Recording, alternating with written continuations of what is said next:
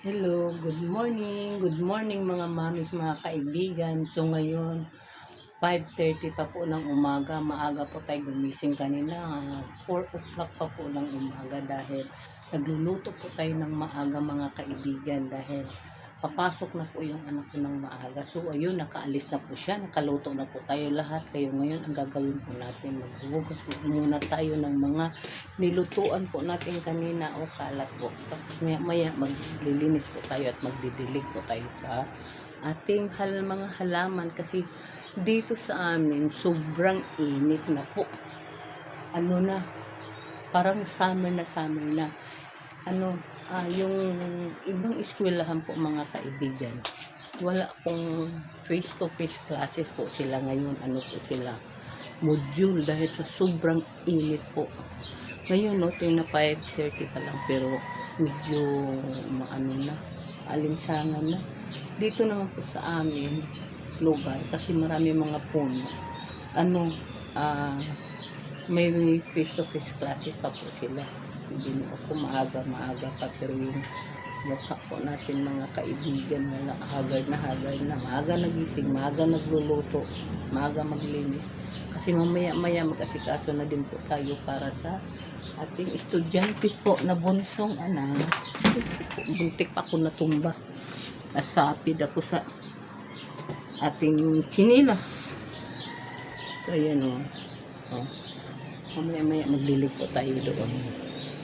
So ngayon, linisin muna natin yung natin kasi kukuha pa tayo doon ng gawin nating tsa. Ang gawin kong tsa mga kaibigan, yung down po ng mulberry.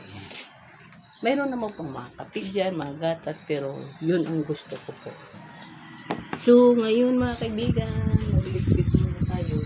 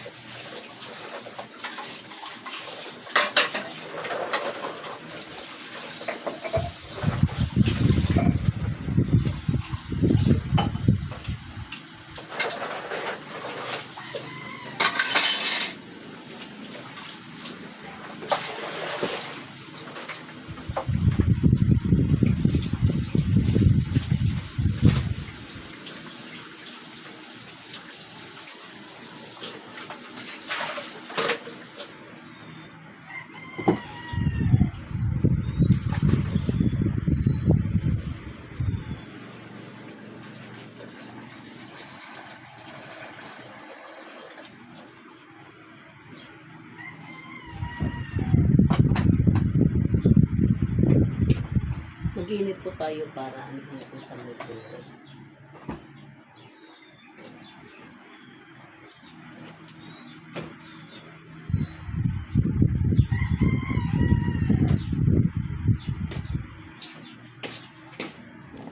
So mga mami, kukuha po tayo doon ng mulberry leaves, dahon ng mulberry para gawin natin tsa. Mabango po siya. Yan ang gawa natin. Isira muna natin ito mga kaibigan kasi mayroon naman akong anak dito na mamaya pa ang pasok. 9 yata. Kaso tulog pa. Kasi nakauwi yun ng 10 ng gabi. Wow! Grabe kasarap sa labas. Malamig. Malamig dito sa labas. Fresh na fresh yung hangin. Ayun. Green na green yung paligid natin. Green na green yung paligid natin mga kaibigan. Mamaya magdilig po tayo dyan sa ating mga garden. Yan, ang dami na naman bunga. Kahapon nag-harvest ako ng hapon po. Naggulay po tayo kahapon. Tingnan nyo naman ang green na green yung mga. Mamaya na tayo mag-video. Magpo muna tayo ng gawin natin siya. Mga kaibigan. Ayan o, ang bunga. Wow, ang cute, ang dami o. Nakakatuwa. Mamaya na tayo mag-ano dyan. Pupa mo tayo. Dahon ng mabel. Wow. Ang dami ano.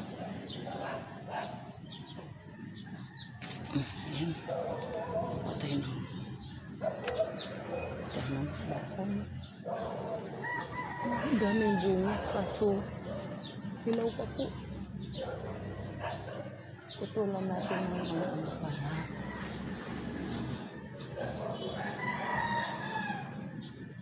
Hindi ito siya dapat pahabain.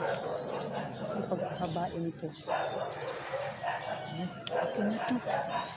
Ayan o. May mga bunga siya pero manibalang pa o. Ayan, manibalang pa.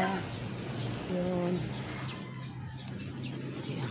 Ang kamatis natin o. Amay na tayo dito mag-ano. Ang daming bunga ng ating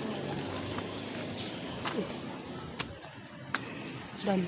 Okay, ang dami na namang bunga ng sitaw. Kailangan ito ma-harvest mamaya. Kasi pag hindi ito ma-harvest mamaya, ano na naman ito? Titigas. Maglinis tayo dito mamaya.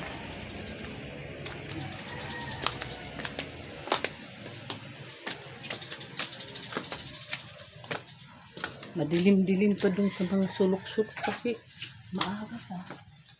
Magsi-6 pa lang po ng umaga.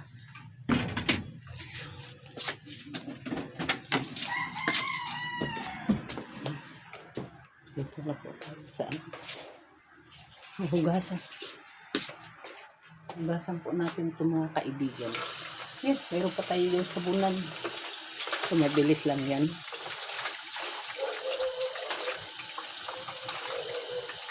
Yung ginagawa kong siya.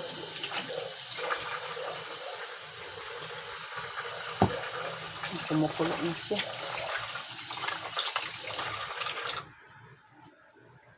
Yes. Mag-herbal na lang muna tayo ngayon kasi nga yung ano natin, blood pressure medyo tumataas na naman. My God. Di na ako nabunot-bunutan ng ngipin ko mga kaibigan dahil itong blood pressure ko walang kababaan. Kasi ewan. Nais natin itong upuan.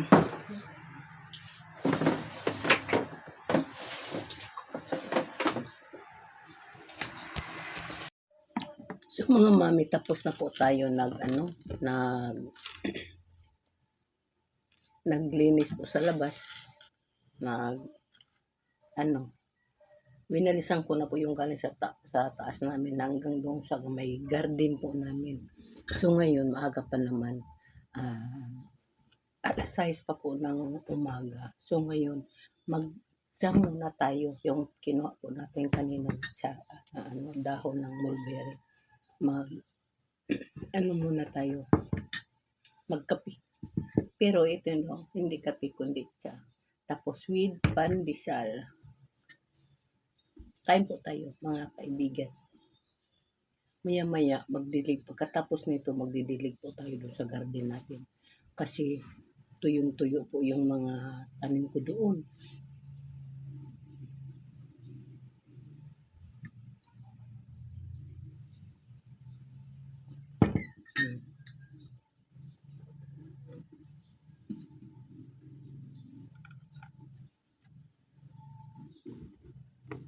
Tapos na po ako nakaluto lahat ng pang-almusal po sa mga bata.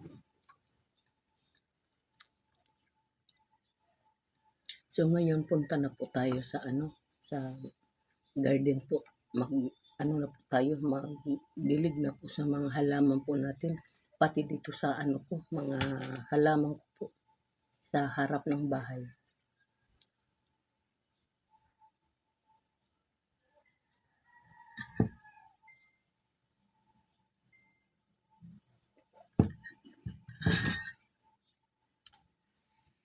Ito na mga mamis, nagluluto po tayo mga mamis ng babaunin po sa school ng anak ko. Yan, gusto daw niya fries ang baon niya. Kaya ito, nagluluto po tayo ng fries para sa pasok niya sa school. Maya-maya, na po tayo. Pakainin na po natin ang anak ko. So ito, luto na po ang kanyang baon.